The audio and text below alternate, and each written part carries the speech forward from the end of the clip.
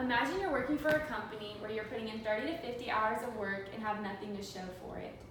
What I'm describing to you is the average life of a college athlete.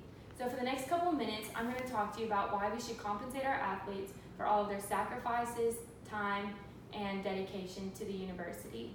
So the first thing I want to speak to you about is the normal life of a day-to-day college student that is also participating in the athletics at the university.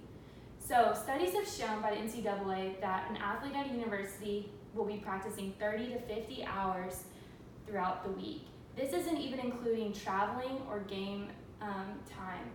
So with that, they're having to juggle school, a social life, sleeping, eating, and all the other necessities that someone needs to live on their own as a young adult.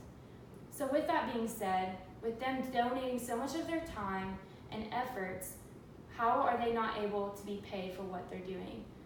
They're dedicating so much of their life to have the university make so much money off of them and the NCAA profit as well.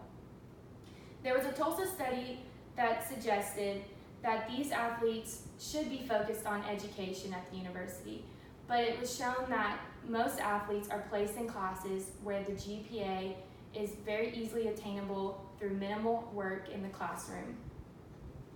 What's also to be noted about these athletes is that at the end of the day, they're treated more like assets, just things as pawns to create money for the university.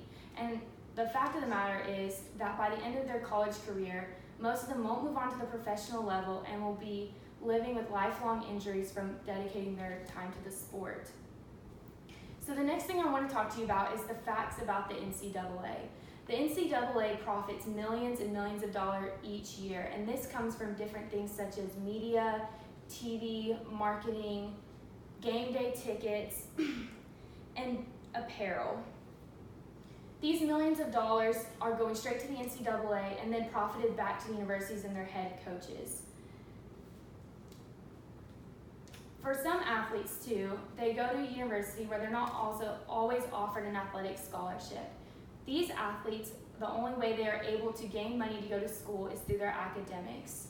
And if their academics aren't up to par, they're having to pay their entire way through the university while also having to play through and dedicate their time.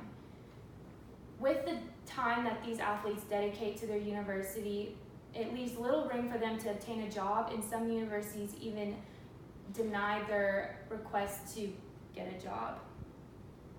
Another thing to note about this is that whenever a team does well, the coaches compensate for it.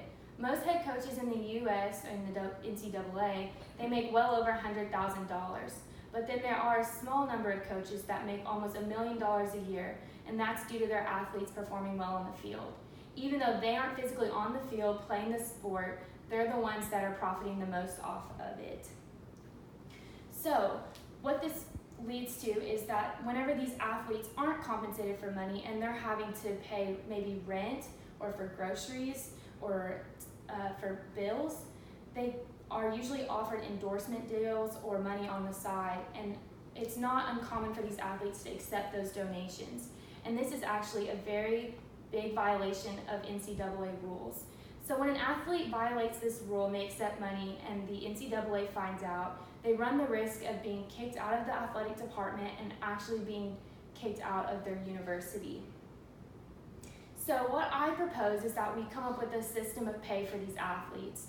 With the little time that they have, and because they're not able to obtain a job, we could develop a way to pay them possibly by minimum wage for, say, a 40-hour week, or maybe we pay them in weekly amounts where they're able to sustain their adult living.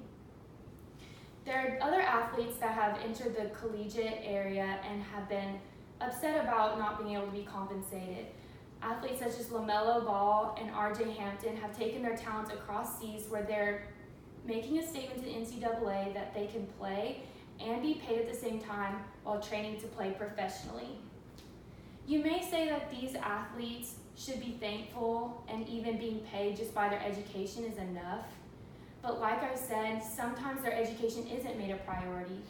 The fact of the matter is that they're not brought to this university to get the best education possible. They're there to make money for the university itself and the NCAA. And so I hope that I can emphasize enough how importantly that these young adults that are out on their own and giving so much of their time and efforts to their university should be compensated for their hard work, should be paid like they are actually working a real job, and that if you were in their position, you would feel the same way too. Thank you.